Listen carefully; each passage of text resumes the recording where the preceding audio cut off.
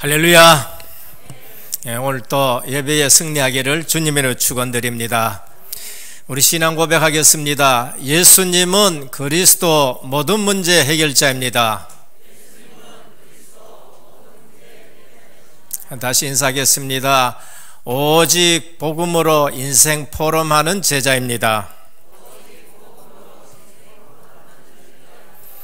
오늘 또 평안한 예배의 축복 누리기를 주님의 이름으로 축원합니다.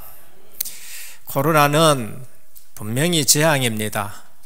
이런 재앙이 전에도 조금 있어 왔었습니다만은 이처럼 세계적으로 확산되어지고 경제까지 무너지는 그런 일들은 별로 없었습니다. 우리 한국 기독교 역사에도 질병으로 인해서 또 세계 교회사에서도 질병으로 인해서 모임이 폐해지는 일들은 별로 없었습니다. 이보다 더한 초대교회는 카타콤에서도 예배 드리고 그렇게 했었습니다만은 이러한 시대에 우리는 육신적으로만 보면은요, 성도는 항상 실패합니다. 저는 이번에 코로나를 맞이해 가지고 하나님이 우리에게 주인 사인이, 첫 번째 잡은 사인이 뭔가, 교회에서도 단을 쌓지만은 모든 성도들이 가정에서 단을 쌓아야 되는구나. 그것이 제 가슴 속에 또 목회하는데 첫 번째 하나님이 주시는 기도의 제목이었습니다. 대부분 주일 되면은 교회 와서 예배 딱 드리고 그 예배가 교회에서 끝나버립니다. 물론 우리는 사모를 하면서 다른 데보다가는 그래도 다락방 교회는 말씀 붙들고 현장에서 사모를 합니다만은 이제는 코로나 때문에 가정에서 단을 쌓는 예배가 회복되도록 하는 그런 기회였다라고 봅니다.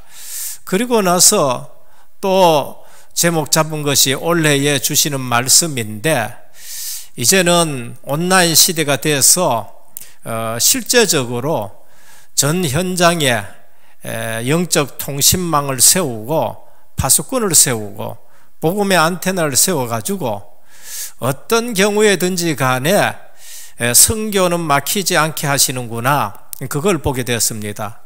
메시지 흐름 속에서 그렇구나, 핍박시대라고 해가지고 선교 못한 거 아니다.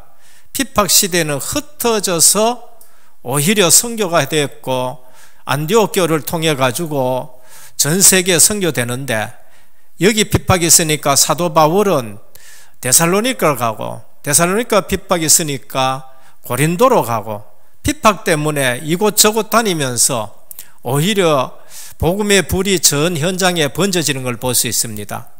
오늘 우리는 온라인 시대인데 코로나 땅에서 가지도 못하고 오지도 못한다. 온라인을 통해 가지고 이제는 더 237 나라 5천 종족에 선교가 되어져야 되는 것이 아닌가 하는 그 메시지를 받으면서 이제는 또 그러한 시스템을 구축해야 된다라는 것을 메시지 잡고 올해에 그러한 일들을 하고 있습니다. 그래서 어떤 문제를 보더라도 육신적으로 보면 안 돼요. 이유가 뭔가? 교회는 육신적인 기관이 아니에요. 교회는 세상 기관이 아닙니다. 교회는 영적인 기관이고 하나님 나라의 전신이 바로 교회인 것입니다. 하나님 나라 했을 적에는 땅을 말하는 게 아닙니다. 하나님 나라를 말씀할 때에는 하나님의 통치고 영적 세계를 말하는 거예요. 영적 세계가 얼마나 혼탁하냐, 창세기 3장부터 우리는 얘기를 안 해도 너무나도 잘할 겁니다. 아주 혼탁합니다. 그 영적 세계에 우리는 진짜 통신망의 파수꾼이 되어야 돼요. 우리가 텔레비나 뭘 보면은, 오늘 기도 때도 말씀했습니다만은 우리가 주파수를 어디에 맞춰야 되느냐, 복음의 주파수를 맞춰야 돼요. 텔레비도 제대로 공영방송에 안 맞추면 오만 것이 다 들어와요. 마찬가지입니다.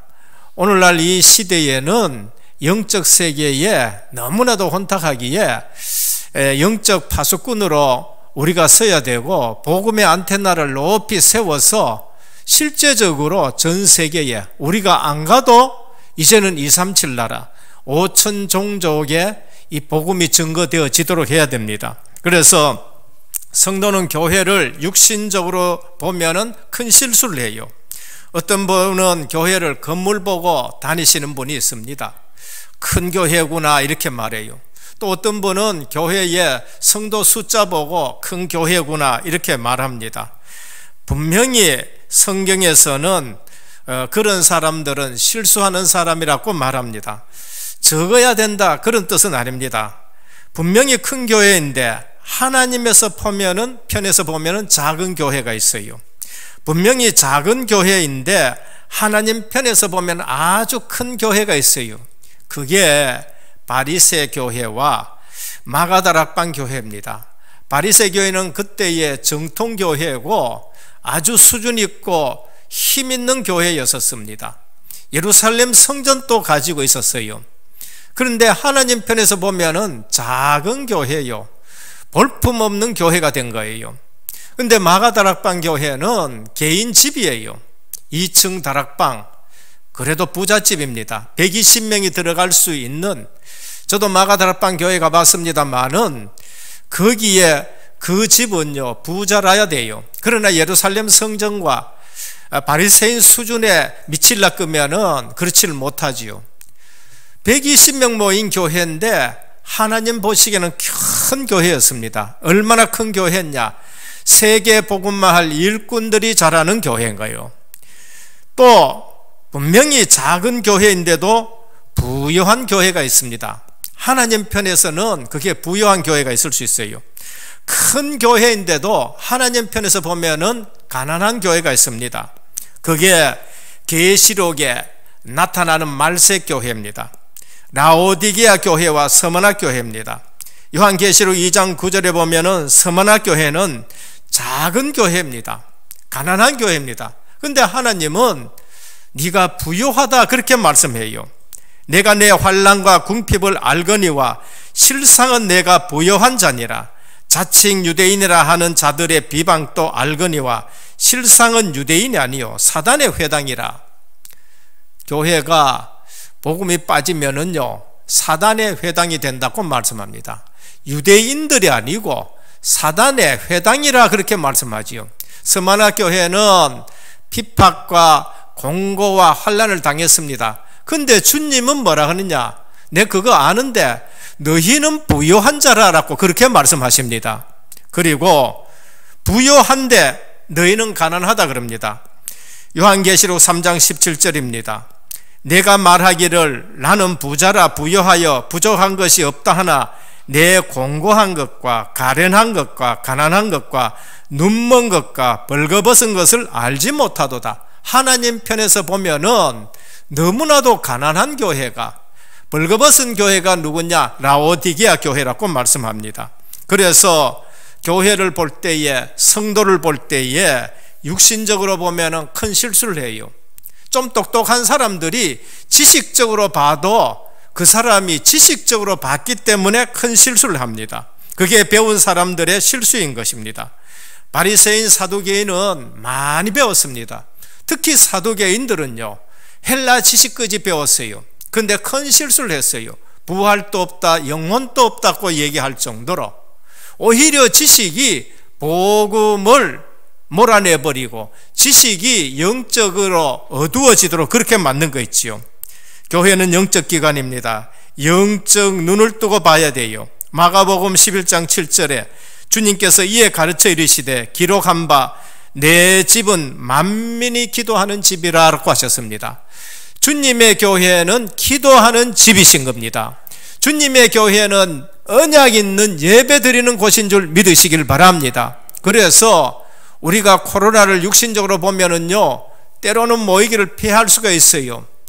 오늘 우리는 그래서 모이기를 피할 수 있는 거 이거 없애기 위해서 새벽 5시 반에 예배 드립니다. 조금 더 20명만 모이라 했다. 저는요 오후 4시에도 예배 드리려 했습니다. 20명 모여가 또 예배 드리자. 저녁 7시에라도 또 20명 모여가 예배 드리자. 그러면은 20명 계속 모여서 예배 드리면은 전 성도가 참석할 수 있지 않겠느냐. 오늘 육신적으로 보면은 코로나 때문에 모든 성도들이 모이지 못하고 죽어야 될 판이에요. 근데 저는 하나님이 주시는 메시지를 또 하나 받았습니다. 그게 뭔가? 요한계시록 22장 11절입니다. 그래, 코로나 때문에 못 모인 사람들은 계속 못 모이고 모이는 사람은 계속 모인다, 그 얘기예요. 마지막 때 가면 어떻게 되냐? 불의한 자는 계속 불의하고, 더러운 자는 계속 더럽고, 의로운 자는 계속 의롭고, 거룩한 자는 계속 거룩하다. 그게 말세 시대에 일어나는 일들입니다. 오늘 우리 성도님들 육신의 눈도 중요해요. 지식의 눈도 중요합니다. 그러나 영적인 눈을 뜨고 어떠한 여리고가 있더라도 제대로 보시고 승리하기를 축원드립니다. 영적인 눈을 뜨고 보면은 코로나 때문에 더 유익한 사람은 더 유익하고, 더 영적 서밋에 서는 사람은 더 영적 서밋에 서고, 그러면서 하나님을 더 가까이 하는 사람은 더 가까이 하게 되는 거예요. 그래서 육신의 눈도 밝아야 하지만은, 지식의 눈도 밝아야 하지만은 영안이 더 밝아야 되는 거예요. 그래서 근본 치유가 되어져야 됩니다. 영적 눈이 뜬다, 근본 치유가 되어져야 돼요. 그게 뭔가? 나 중심에서 하나님 중심입니다. 창세기 3장. 어느 날 인간이 하나님 중심 아니고 내 중심이 되어버린 거예요. 그때 하나님이 복음을 딱 주신 것입니다. 복음은 나 중심에서 하나님 중심으로 돌아가게 하는 것이, 그게 복음인 것입니다. 시급한 치유가 있습니다. 우린 영적 눈을 뜨고 세상 사람 중심에서 하나님 사람 중심으로 바뀌어야 돼요. 세상 정치인들이 움직이는 것 같지요? 아닙니다. 겉으로는 정치인들이 움직이는 것 같지만은 이 모든 세계는 하나님 사람 중심으로 움직인 줄 믿으시길 바랍니다. 사도 바울의 발걸음이 어디로 움직이냐에 따라 가지고 역사가, 서양이 주도되는 그러한 일들이 나는 거예요. 아시아로 가는 길을 막아버렸었습니다. 하나님의 사람이 문 열린 마게도냐로 갔는데 세계 역사는 서양이 중심이 되었고 기독교 중심으로 모든 것이 돌아가는 걸 볼 수 있어요. 그래서 정치를 보면서, 정치는 너희들이 하지만은 하나님의 사람들을 통해 가지고 전도, 선교, 세계마, 복음마 중심으로 지구를 움직이신 줄 보시기를 바랍니다. 그리고 본격적인 치유가 있습니다. 세상 일 중심에서 하나님의 일 중심입니다. 예수는 믿는데 세상 일에만 충성하고 세상 일에만 열심히 하다가 은혜는 받아가지고 죽을 때 은혜로 구원받는 일에만 참여한다. 부끄러운 구원이 되는 거예요. 세상 일을 등한히 하란 말이 아닙니다. 우리는 세상 일을 하지만은 하나님의 일이 중심되기를 축원합니다. 그래서 세상 일을 하되 하나님의 나라가 임하는 일에 쓰임 받아야 돼요. 그래서 한평생 했는데 한평생 교회 일은 충성도 못하고 지나가면은 그거는 정말로 억울한 것이지요. 그래서 우리가 세상 일을 하지만은 중심은 어디에 있어야 되냐? 하나님의 일이 중심이 되어야 돼요. 그래서 오늘 또 여리고성을 볼 때에 육신적으로 보면은요, 이거 큰일 났다는 거예요. 육신적으로 보면은 이게 어떻게 우리가 이 여리고성을 무너뜨리느냐, 이래 되는 것이지요. 그러나 영안을 뜨고 보면은요, 오늘 뭐라고 하셨냐 하면은 여리고는 이스라엘 자손들로 말미암아 굳게 닫힌 겁니다. 결박이 된 거지요. 출입하는 사람이 없어요. 완전 결박된 것입니다. 그래서 교회는 영적인 눈을 뜨고 이 시대를 바라봐야 되고, 코로나 시대를 바라봐야 되고, 무너지는 경제를 바라봐야 되고, 이때에 말씀을 딱 붙들면은 가정의 단을 쌓자. 우리가 그렇게 못했구나. 가정의 단을 쌓자. 그리고 영적 통신망을 세워가지고 초대교회처럼 오히려 전도 선교 쪽으로 우리가 방향을 맞추자. 그리고 말세 시대는 내가 더 거룩해야 되고 내가 더 의로워야 되고 이 말씀을 붙들고 우리가 일심전심 지속해야 되는 것입니다. 본론입니다. 첫 번째, 예루살렘 앞에서 하나님의 이유를 찾아야 돼요. 하나님께서 이유 있는 삶을, 이유 있는 헌신을 붙들면은 우리가 승리하게 되는 겁니다. 그래서 문제 왔다. 모든 사람이 보면은요, 영 안에 안 뜨여지면은 문제 오면 문제에 싸잡혀 버려요. 문제에 빠져버려요. 문제 없는 사람은 앞으로 올 문제에 벌써 걱정하는 거예요. 없는 문제를 만들어서 걱정하는 것이 영안이 안 열린 사람들입니다. 오늘 하나님의 이유를 발견합니다. 뭐 때문에 우리 앞에 여리고성이 있느냐? 뭐 때문에 요단이 있느냐? 하나님의 이유를 발견해야 됩니다.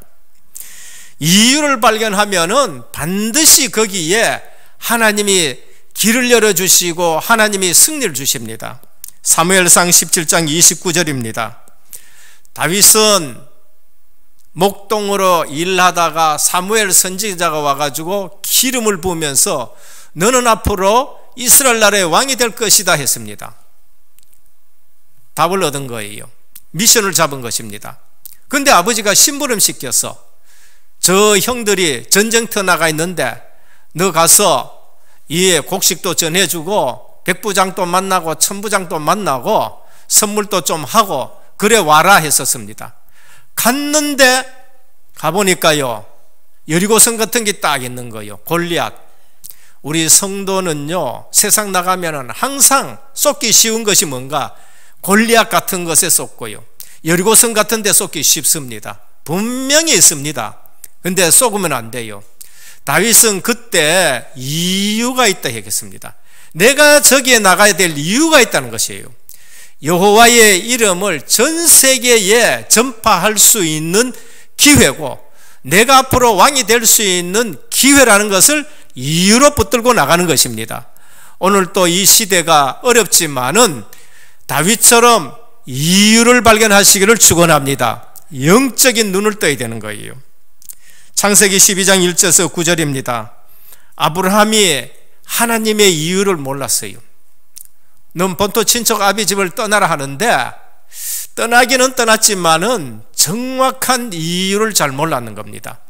그래서 가다가 하란에 머물러서 아버지가 죽어버렸습니다. 그러다가 이제 또 사건 터지니까 가자 하고 가나안 땅에 또 들어왔거든요. 근데 흉년이 들어서 이유를 전혀 발견 못합니다. 그래서 애굽으로 또 내려가는 거예요. 애굽에 내려가가 가정에 사건 터져가지고 다시 가나안 땅에 올라옵니다. 하나님이 계속 교육시키면서 이유를 발견했는 거예요. 그래, 이삭을 이렇게 주시는구나. 이유를 발견하니까 저기 모리아산에 가서 제사를 드리는데 독자 이삭을 가지고 제사를 드려라. 아브라함은 이유를 알았습니다. 히브리서 11장에 보면은 그렇게 드려도 분명히 하나님은 한 민족을 이루겠다 하셨으니까 이삭을 살려주실 것이다. 부활신앙, 이유를 붙들었어요. 그래서 이삭을 드리는데 더 큰 이유를 잡았습니다. 우리 죽을 자리에 예수 그리스도가 대신 준비됐다는 것을 보게 되는 거예요. 아브라함은 거기서 아브라함 자신과 이삭 같이 하나님의 이유를 붙들었습니다. 그러니까 하나님의 어느 날 흉년 들어왔었을 때에 이삭 보고 그래요. 이삭이 아브라함처럼 애굽 내려가려 하니까 내려가지 말라 그러지요. 그러니까 이삭이 내려가지 않고 그랄에 머물렀는데 하나님이 100배의 축복을 주셨습니다. 그해 농사에 100배를 주셨다. 샘 근원을 발견했다. 그런데 자꾸 그래도 이방인들이 또 빼앗고 그러면서 시비 거니까 하나님이 뭘 주셨느냐? 르호봇을 주셨어요. 넓은 땅을 주셨어요. 이유를 발견했습니다. 좋다가 아니에요. 거기서 조상들에게 준 이유 발견했어요. 여기서 우리가 번성하리로다. 넓은 땅을 주니까 언약의 이유를 붙들고 그렇게 기도하는 걸 볼 수 있습니다. 오늘 저와 여러분들이 코로나든지 여리고성이든지 골리앗이라든지 흉년이든지 하나님의 이유를 붙드시기를 바랍니다. 그래야 거기에 하나님의 주시는 계획과 뜻과 축복이 보이는 것입니다. 다니엘과 그 세 친구들은 이유를 붙든 겁니다. 요셉이 그 이유를 붙들었다니까요. 어릴 때부터 이유를 붙들었습니다. 결국은 뭐라 했느냐? 형들이 왔었을 때에 이유를 가지고 있었었는데, 나를 여기에 보낸 이유는 우리 가족들을 살리기 위해 가지고 먼저 나를 여기에 보냈다라고 말씀합니다. 모세는 어릴 때 들었는데 왕궁에 있을 땐 잘 몰랐어요. 모세는 어릴 때부터 복음의 이유를 들었습니다. 어머니 젖을 먹으면서 들었어요. 근데 왕궁에 있을 때는 잘 몰랐습니다. 미디안에 가가지고 고생하면서 어느 날 하나님이 말씀하시는데 그걸 깨달은 것이에요. 그래서 80년 만에 깨달은 것입니다. 오늘 우리는 아셔야 됩니다. 왕궁이 좋은 것만도 아닙니다. 미디안이 고생하는 것도 만이 아니에요. 우리는 뭐를 알아야 되느냐? 왕궁에 있어도 이유를 발견해야 그 왕궁이 좋은 거예요. 미디안에 가 있어도 이유를 발견해야 그것이 실제적으로 미디안이 유익한 것입니다.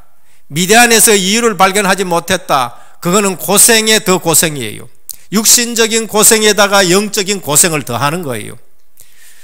우리 성도가 그래 되면은요, 불신자보다 더 못하게 되는 거예요. 그래서 왕궁이 좋다, 미디안이 나쁘다가 아니라 왕궁에 있든지 미디안에 있든지 이유를 발견하시길 바랍니다. 오늘 코로나 시대에 우리는 이유를 발견해야 돼요. 그래서 237 나라 서밋 그러면서 뭘 했냐? 치유, 이거를 발견하고 영적 통신망을 세우고 파수꾼으로서 이제는 안 가도 세계 복음만 할 수 있는 그러한 시스템이 세워져야 됩니다. 이 일을 여호수아와 갈렙이 알았습니다. 그래서 여호수아와 갈렙은 이 이유를 발견하고 38년 전에 들어갈 수 있다라고 말하는 거예요. 오늘 237 치유 서밋, 우리는 할 수 있는 이유를 붙들시길 바랍니다. 언제? 코로나 시대에, 언제? 경제가 어려운 시대에, 언제? 여리고성이 나타났었을 때에. 둘째입니다. 반드시 여리고를 무너뜨려야 될 이유입니다. 우리는 육신적인 이유도 발견해야 됩니다. 우리는 육신의 눈을 가지고 있기 때문에 우리는 또 역사적인 이유도 발견해야 돼요. 왜? 내가 역사 속에 있기 때문에 우리는 그보다 더 중요한 영적인 이유를 발견해야 됩니다. 육신적인 이유가 뭔가? 눈에 보이는 이유예요. 애굽의 조롱 속에서 살 수가 없습니다. 하나님의 백성이 구원은 받았지만은 저 우리 몸이, 우리 육신이 그 피곤한 광야에서만 살 수 없어요. 훈련만 계속 받을 수가 없는 겁니다. 광야는 치유하는 훈련장이에요. 그래서 광야 생활 더 할 수 없어요. 우리 후대들을 거기에만 놔둘 수가 없다는 거예요. 그래서 가정을 세워야 되고, 가나안 땅에 정말로 하나님이 축복하신 젖과 꿀이 흐르는 곳에서 우리 가정이 살아야 되고 우리 후대들이 살아야 돼요. 그래서 더 이상 광야에서 방황할 수 없기 때문에 육신적인 이유입니다. 하나님이 우리를 창조하실 때에 우리 몸도 하나님의 형상이 반영된 몸이에요. 그래서 몸이 혹사당해서는 안 되는 겁니다. 잘못된 이단 사상이 들어와 가지고 우리 영은 선하고 우리 육신은 만날 쳐가지고 그 다음에 또 고생시켜야 된다. 만날 금식기도 하고 하나님 그걸 원하지는 않습니다. 만날 말이지요. 무릎 가지고 길면서 저기 계단 올라가고 절대 그런 건 아닙니다.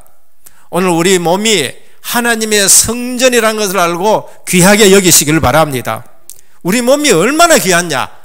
너희가 하나님의 성전인 것과 하나님의 성령이 너희 속에 거한 줄 알지 못하느냐? 우리 권사님 그러시더라고요. 내가 몸이 아프니까 막 기도하는 것도 힘든. 그렇습니다. 몸 아프면은 기도하는 것도 되게 귀찮을 때가 있다니까요. 그래서 우리 육신적으로도 가나안 땅에 들어가야 될 이유를 발견해야 되는 거예요. 육신적으로 가나안 땅의 소산을 먹을 수 있도록 우리가 해야 되는 거예요. 그래서 내가 내려가서 그들을 애굽의 손에서 건져내고 그들을 그 땅에서 인도해서 아름답고 광대한 땅, 젖과 꿀이 흐르는 땅, 영적으로는 하나님의 말씀이지만은 육신적으로는 그 땅에서 나는 여러 가지 곡식을 가지고 살라, 그렇게 말씀하는 것입니다. 내가 너를 바로에게 보내어 너에게 내 백성 이스라엘 자손을 애굽에서 인도하여 내게 하리라, 모세에게 하신 말씀입니다. 그래서 우리는 가나안 땅의 권리, 가나안 땅의 하나님 나라 국토, 그러면서 가정 기본권을 회복하기 위해서 우리는 여리고성이 무너져야 된다는 걸 알아야 됩니다. 둘째는 역사적인 이유예요. 하나님의 말씀에 이유가 있습니다. 누구에게 줬느냐? 역사적으로 저 믿음의 조상 아브라함에게 주셨어요. 그래서 성경에 보면은요, 역사를 얘기하면서 늘 말씀해요. 너희 조상 아브라함과 이삭과 야곱에게 준 그 땅에 너희가 들어가야 된다라고 말씀합니다. 창세기 12장 1절 9절에 내가 네게 지시할 땅으로 가라, 역사적인 이유입니다. 히브리인 후손들은 역사적으로 반드시 가나안 땅에 들어가야 돼요. 이유가 뭔가? 열방을 살리도록. 거기 가서 너 후손이 한 민족을 이루는데 제사장 나라. 그래서 모든 민족이 너를 인해서 복을 받게 하겠다, 엄청난 복을 주셨습니다. 창세기 50장 24절에 25절입니다. 아브라함, 이삭, 야곱을 통해 가지고 요셉이 그 언약을 붙들고 있습니다. 요셉이 그의 형제들에게 이르되 나는 죽을 것이나 하나님이 당신들을 돌보시고 당신들을 이 땅에서 인도하여 내사 아브라함과 이삭과 야곱에게 맹세하신 땅에 이르게 하시리라 하고, 요셉이 또 이스라엘 자손에게 맹세시켜 이르기를 하나님이 반드시 당신들을 돌보시리니 당신들은 여기서 내 허고를 메고 올라가겠다 하라 그랬었습니다. 요셉은 역사적인 이유를 붙들고 그러면서 그 후대들에게 교훈하는 것을 볼 수 있습니다. 그래서 신명기 10장 11절에 보면 내가 그들에게 주리라고 그들의 조상들에게 맹세한 땅에 그들이 들어가서 그것을 차지하리라.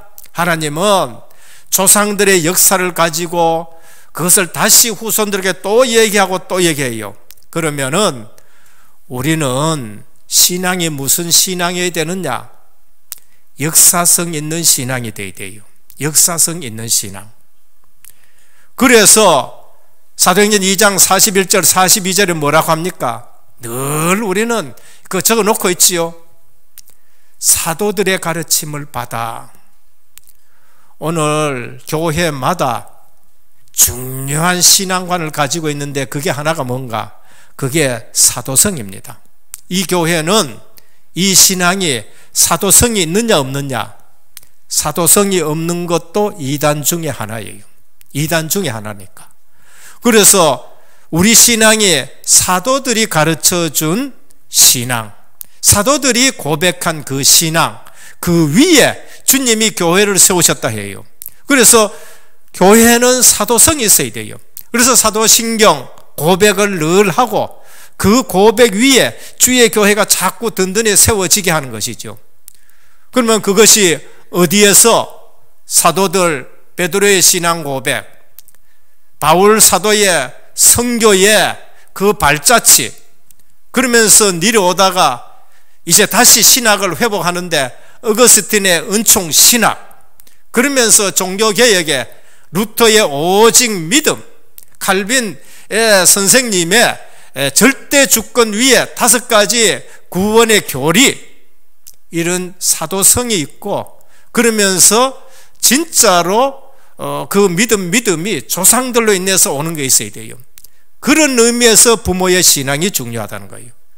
그런 의미에서 오늘 30년 동안 오직 그리스도, 오직 하나님 나라, 오직 성령 충만을 가지고 지금 세계 복음화하는 30년의 역사에 뿌리를 둔 우리 신앙이 중요하다는 것을 말합니다.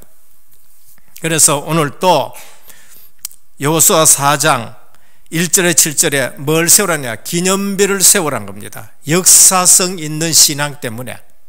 역사성. 언약을 가지고 이 요단강을 건넜다. 그거를 말씀하는 거예요. 그래서 부모님들의 신앙이 중요해서 태영아부터 시작하는 것이고 어릴 때부터 가르치는 겁니다. 더 중요한 것은 영적인 이유입니다. 이스라엘의 언약에 회복할 이유입니다. 그래서 오늘 또 요단이 갈라져야 될 이유는 뭔가? 영적인 이유예요. 그리스도가 오실 땅으로 우리는 간다. 영적인 이유인 겁니다. 여리고가 무너져야 될 이유가 뭔가? 영적인 이유예요. 그 땅에 그리스도를 보내겠다. 그러면 갈라지는 겁니다. 오늘 또 우리가 열심히 나쁘다는 건 아닙니다. 열심 때문에 여리고성 무너지지는 않습니다. 충성 때문에 여리고성 무너지지는 않습니다. 오직 그리스도가 오실 땅으로 가는 데는 막힌 모든 것이 무너질 줄 믿으시길 바랍니다. 가나안의 영적 정복입니다. 영적 이유, 거기는 7족속 31왕이 계속 우상 섬깁니다. 지금 또 5천 종족은요 계속 우상 섬깁니다. 그래서 우리가 138 붙들고 영적 통신망의 파수꾼으로 서고 복음의 안테나를 세우면은 코로나도 무너질 줄 믿으시길 바랍니다. 하나님이 모든 길을 여십니다. 세계 복음합니다. 아브라함에게 하신 말씀, 모든 민족이 너를 인내서 복을 받겠다라고 말씀하셨습니다. 그래서 네 씨로 대적의 문을 얻겠다. 모리아산에서 하나님이 주신 답입니다. 영적 이유입니다. 네 씨가 대적의 문을 얻겠다. 흑암의 권세가 결박된다는 것을 말씀합니다. 마지막 세 번째입니다. 보이지 않는 싸움이 시작됐습니다. 우리가 이유를 붙들고 움직이면은요, 하나님은 보이지 않는 싸움을 벌써 시작하셨습니다. 어디에? 6장 앞에 5장 13절 15절입니다. 유월절을 행했습니다. 복음으로 재무장했지요. 할례를 행했습니다. 복음으로 재무장했습니다. 딱 출발하려고 그러는데 나타났어요. 여호와의 군대 대장이 나타났습니다. 누군지를 몰라가지고 우리를 위하느냐 적을 위하느냐 물으니까 여호와의 군대 대장으로 내가 왔다 그랬습니다. 오늘 우리는 이유를 딱 붙들고 움직이면은 하나님께서 보이지 않는 싸움을 시작한 줄 믿으시길 바랍니다. 이게 교회가 봐야 될 영안이에요. 우리도 모르는 사이에 하나님은 천사를 보내사 성도를 도우시며 보호하시고 축복하십니다. 이 사실을 누가 잘 알았느냐? 구약의 다윗은 이 사실을 너무너무 잘 알았습니다. 그래서 여러분도 다윗의 시편을 읽어보라니까요. 다윗은 싸울 때마다 누가 동원되는 걸 알고 있느냐? 하나님이 동원되는 걸 알고 있어요. 하나님이 움직이는 걸 알고 있어요. 그래서 뭐라 하느냐? 하나님을 부르실 때에 만군의 여호와여라고 불러요. 그 말은 뭔가? 모든 싸움에 승리하신 하나님인 겁니다. 모든 천사와 천군을 움직이시는 하나님이란 것을 다윗은 알고 있어요. 그래서 다윗은 시편에 보면 늘 만군의 여호와여, 전쟁터에 나갈 때마다 다윗은 싸울 때마다 만군의 여호와야라고 불러요. 그거는 뭐냐? 천사를 움직이시고 천군을 움직이시는 그런 하나님이라는 사실을 말합니다. 저는 확실히 믿습니다. 예전엔 제가 이 부분이 희미했어요. 불신자는 귀신인 걸 확실히 알았는데 저는 성경을 쫙 봐도 성령 하나님은 믿어야지 이런 겁니다. 천국 믿어야지. 천사, 기존 교회에서 천사, 천군 절대로 얘기 잘 안 합니다. 근데 그게 갈등이에요. 불신자는 귀신 얘기들을 너무나도 잘하는데 우리 개혁교회, 개신교회는 천사 얘기를 잘 안 하니까 이건 또 뭐냐? 근데 복음 듣고 나서 제가 확실히 알았습니다. 사단 마귀는 그리스도의 대적이 될 수 없습니다. 누구가 싸우느냐? 천사와 천군이 싸우는 거예요. 현장에서 성령이 역사하는 곳에는 천사와 천군이 동원되어 가지고 모든 흑암 권세와 싸우는 거죠. 저는 다락방 와가지고 이걸 확실히 체험했었습니다. 예전에 우리 구미에 지교회가 있었어요. 3개월 동안 제가 가가지고 사역을 하는데, 첫날 갔는데 이상한 성도 하나가 예배 마치니까 질문이 있습니다. 그래, 뭐냐고. 다락방 교회만 구원 있고 기존 교회는 구원 없습니까? 그래, 내가 그런 얘기 한 적 없다. 기존 교회 내 구원 없다 소리 한 적은 절대 없었다. 우리는 오직 그리스도를 지금 말씀하는 것이지 그런 얘기 한 적은 없다. 그러면서 술 먹고 그와 앉아 있는데, 그 부인이 조금 열성으로 신앙생활을 해요. 그러면서 부인 두드러 패고 못 가게 하고, 그 남자가 누구냐? 기존 교회 권사님 아들이에요. 신앙생활 확실하게 하지도 않으면서, 그러니까 와가지고 방해하고 그러더라고요. 한 번은 그런 사람이 하나교회 핵심 왔는데 거기에 탁 나타난 거예요. 이거 어쩐 일이냐 했길래, 목사님한테 제가 할 말씀이 있습니다. 또 오늘 무슨 얘기를 하려는가 얘기를 해보라니까, 제가요 신학교 갈라 건더라고요. 그래서 왜 신학교 갈라 그러는데, 안주이속하면서 얘기를 하는데, 10월 25일 성탄절인데 이분이 부인이 교회 간 걸 알고 교회 가가지고 이 초대교회에 있었던 얘기하고 똑같아요. 부인 예배 드리는데 가가지고 파마머리를 딱 잡고 잡아 땡겨내서 어디 갔냐, 그 선상 그 모래사장 있잖아요, 낙동강, 그거가 죽인다고 목을 갖다가 쫙 졸랐는 거예요. 그리고 이 부인이 이래 오늘 난 죽는구나, 하나님 이래 죽습니까? 하고 하는데 갑자기 남편이 목 조른 걸 탁 놓는 거예요. 그러면서 하는 얘기가 툭툭툭 털면서 일어나 집에 가자 그러더래요. 도대체 이게 무슨 일인가 싶어가 집에 와서 무슨 일이냐고 물으니까, 당신네 죽이려고 내가 오늘 목을 졸랐는데 갑자기 뒤에서 내 뒤통수를 누가 크게 치는데 내가 깜짝 놀라가 그래 손을 놨다. 돌아보니 아무도 없는 거 있죠. 이 남편이 큰 충격을 받아가지고 부인을 데리고 와서 그때부터 신앙생활 하면서 이제 신학교 가고 이제 졸업해가지고 해평에서 목사가 되어 있습니다. 오늘 우리는 아셔야 됩니다. 더 중요한 이유를 우리가 딱 붙들고 있어야 되는 거예요. 보이지 않는 싸움에 하나님은 주의 천사와 천군을 동원하십니다. 언제? 중요한 일에 항상 성도를 돕는 천사를 보내시는 거 있죠. 창세기 28장 10절에서 14절에 야곱이 너무나도 힘든 게 있지요. 이유를 못 붙들면 그렇습니다. 물론 언약의 후손이니까 하나님 복을 주셔요. 부자 되가 돌아옵니다. 그런데 20년 전에 있던 그 문제가 그대로 여리고 성처럼 또 앞에 나타나는 거예요. 누구? 에서. 20년 전의 문제가 그대로 또 나타나는 거 있죠. 그때 야곱이 이유를 붙듭니다. 그래, 내가 삼촌 집에서 열심히 하고 해가지고 부자 됐다. 물론 열심히 한다고 되는 게 아닙니다. 하나님 복 주셨지요. 근데 20년 만에 돌아오는데 형이 또 400명 데리고 와. 이유를 알았습니다. 하나님이 복 주면 복 주시지 않으면 안 되는구나.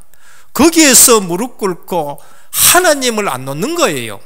하나님의 사자를 안 놓는 겁니다. 그게 뭐 기도예요. 그러니까 나라 복 주지 않으면 안 된다.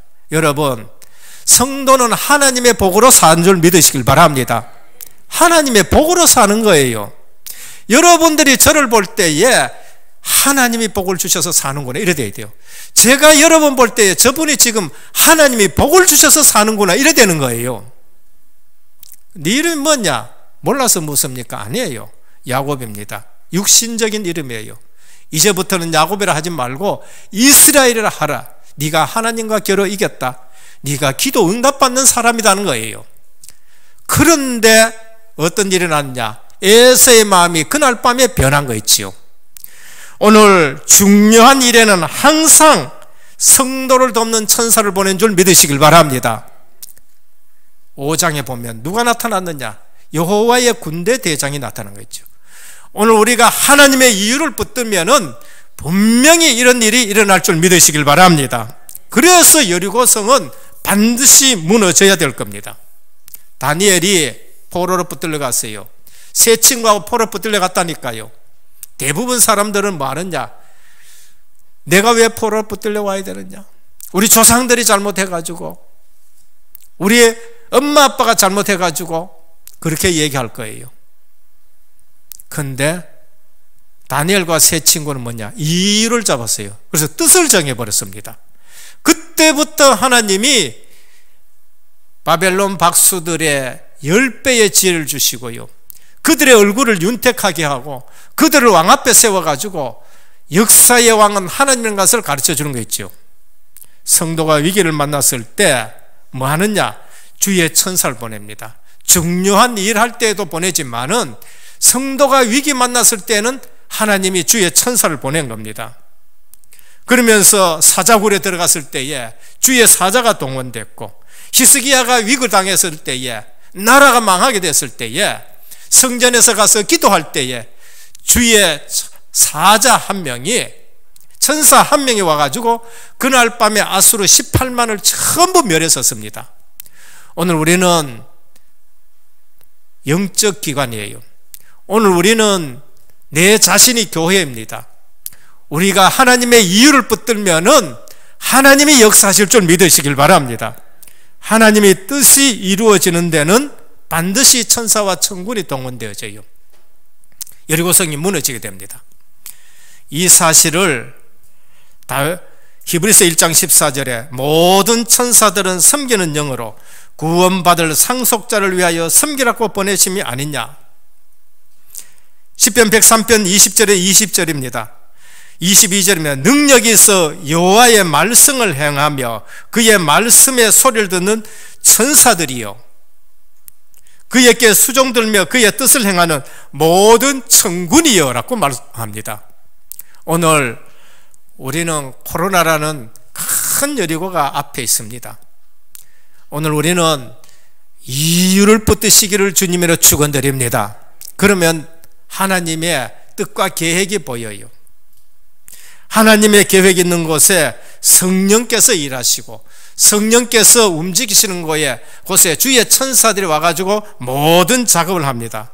그렇다면은 오늘부터 아무것도 염려하지 말고 오직 모든 일에 기도와 간구로 너희 구할 것을 감사함으로 하나님께 아뢰기를 주님의 이름으로 축원합니다. 그래서 육신적인 눈만 가지고 보면 안 돼요. 지식적인 눈만 가지고 봐서 안 됩니다. 이상하게 성도는 언약의 예배 드릴 때에 모든 재앙이 넘어간 줄 믿으시길 바랍니다. 그게 영안이에요. 다윗이 자기가 잘못해가지고 이스라엘에 연병이 돌 때에 다윗이 뭘 했느냐, 아리우나 마당에 제물을 잡고 예배를 드렸는데 하나님이 그 재앙을 끊어버리셨습니다. 오늘 우리는 이유를 붙들고 언약의 눈을 가지고 영을 가지고 예배 드리면서 우리 가정에, 우리 사업장에, 그러면서 우리 후대들에게, 전 선교 현장에 재앙이 넘어가기를 주님으로 축원합니다. 결론입니다. 나의 여리고 무너져야 돼요. 이 시대에 나의 여리고, 가정의 여리고, 교회의 여리고, 직장의 여리고 있습니다. 이유를 붙잡으면은 하나님이 영적으로 작업을 하셔가지고 무너지게 하실 줄 믿으시길 바랍니다. 그래서 성경은 망하지 말고 구원받아라, 언약 있는 예배를 드려라, 이런 때일수록 더욱 거룩하고 더욱 의롭기를 주님의 이름으로 축원합니다. 기회를 놓치지 말아야 돼요. 38년 전에 기회를 줬는데 여호수아 갈렙밖에 영안이 안 열려서 못 봤습니다. 그래서 10명이 얘기한 것 때문에 38년 동안 광야를 빙글빙글 돌았습니다. 오늘 저들은 반드시 무너져야 될 여리고성 이유를 가지고 그 앞에 선 것입니다. 그래서 언약궤의 뒤를 따라가라, 언약궤를 앞서고 따라가라. 그리고 뭐합니까? 들레지 말라, 불평불신앙하지 말라. 7일 동안 불평불신앙하지 말라는 거예요. 그러면서 소리치라 그럴 때 소리쳐라. 원네스지요. 전체가 원네스 딱 돼버린 거예요. 그때 여리고성이 무너졌습니다. 오늘 우리 은혜교회 모든 성도님들 237 치유 서밋에 원네스 되기를 주님의 축원드립니다. 우리 1월 달에는 선교를 위해서 계속 기도했습니다. 이제 2월 달에는 자체 선교 대회도 하고 중남미 선교 대회도 하고 또 본부도 아마 선교 대회 또 하실 걸로 우리는 또 기대하고 있습니다. 날짜를 못 잡고 있는데, 그래서 우리는 이제 온라인으로 뭐 이렇게 전부 다 하려고 그럽니다. 그래서 강단 따라 모두가 원네스 되시길 바랍니다. 혹시 부담 갖지 말라고 말씀드립니다. 선교헌금 부담 갖지 말고요, 원네스만 하시면 돼요. 우리는 좀 어렵다, 10,000원이라도 하시면 됩니다. 정말로 하나님이 보시면은 그 10,000원이 너 부유하다라고 될 수도 있는 거예요. 난 큰 은혜 받았다, 한 구자 하시면 돼요. 그래서 하나님이 왜 이때 이 말씀을 주셨느냐? 원네스, 전도선교 세계복음화, 가나안 땅 여리고성 무너지는데 영안을 뜨게 하시고, 코로나19 때문에 다 막힌 것 같지만은 영적 통신망을 통해 가지고 안테나 세워서 237 나라에 지교회하고 소통하도록 하나님이 이 말씀을 주시는 것입니다. 그래서 237 비전의 기도를 지금부터 하시면서 올 한 해에 하나님은 전 237 지역에 5천 종족에 은혜교회 지교회가 계속 세워나가는 그러한 여리고성이 무너지는 큰 축복이 있기를 주 예수 그리스도 이름으로 축원합니다. 주님 감사합니다. 오늘 또 반드시 무너져야 될 여리고성이라는 말씀을 우리에게 주셨습니다. 이유는 반드시 가나안 땅에 들어가야 됩니다. 이유는 반드시 그 땅에 그리스도가 오시기 때문이고, 그 땅에서 전도 선교 세계 복음화 해야 되기 때문인 것입니다. 오늘 또 우리는 영적 기관인 교회를 보면서 이 시대에 낙심하지 말게 하여 주옵시고, 오늘 또 237 성전 시스템을 세우는 것을 붙잡고 전 현장에 지교에 세우는 그러한 축복을 누리게 하옵소서. 우리는 역사성 있는 신앙 고백을 하면서 후대들이 부모님 보고 살아나게 하옵시고, 30년 복음 전도 운동한 것 보고 후대들이 기념비적인 일들을 보게 하옵소서. 예수 그리스도 이름으로 간절히 기도드립니다. 아멘.